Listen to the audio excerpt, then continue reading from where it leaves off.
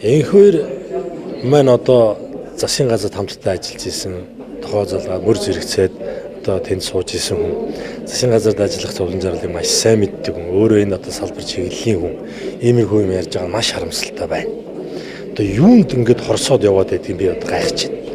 Сэдв болгон дээр ингэж орж иж над руу дайрдیں۔ За би бол нэлээд төвчээртэй үлээцтэй ингэж харж байгаа. За үний төвчээр тулаар нэгтэй хязгаар байгаа шүү гэдгийг хэлье.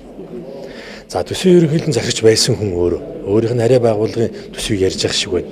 За хэд дахин нэмэгдсэнийг би яг тоогоор нь хэлж мэдэхгүй байна. Одоо арай байгууллагын төсөв нэмэгдээд үйл ажиллагаанд одоо чанарч иживэл одоо сайн л биз. За би бол тоог нь яг хэлж мэдэхгүй байна шүү. За дээрэс нь дархны тэр залуу одоо дархны залуу яхаарахгүй дархан төрж өссөн ийм дархны залуу. За аав ээж нь ч одоо манай намын ийм ахмад одоо гişүүдүүд. За тэр утгаар аав ээж нь бол танилгүй яг.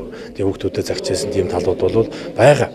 За тэгээд тэрнээс болж тэр асуудалтай намайг холбож ингэж одоо намайг буруудах гэж над дээр одоо ийм хар буруу юм наах гэж байгаа бол өстой амжихгүй шүү. Өстой амжихгүй шүү.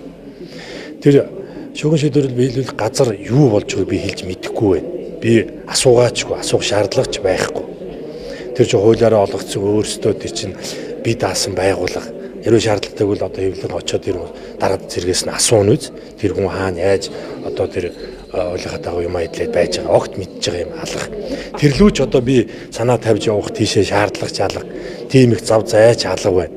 А тэр одоо өстой тэрийг харин хэвлийн хараас нь яваад үзчих хэрэгтэй шүү. Тэр дарга нараас нь асуух хэрэгтэй. Сангийн сайд ийм юмд оролцсон юм уу үгүй мүү гэдэг. Дархных нь бол сайн ч муу ч за энэ муугийн л илүү их наах гэж оролддог юм да. Тийм. Ийм л зүйл ийм өнцгөөс явцсан юм бол гэж харж байгаа. За хуулийн байгууллагууд энэ талаар бас дуудаж чалан дуудахгүй чалгаж тодруулах юм зүйлүүд ажлуудаа хийсэн болов уу гэж ингэж бодож байна.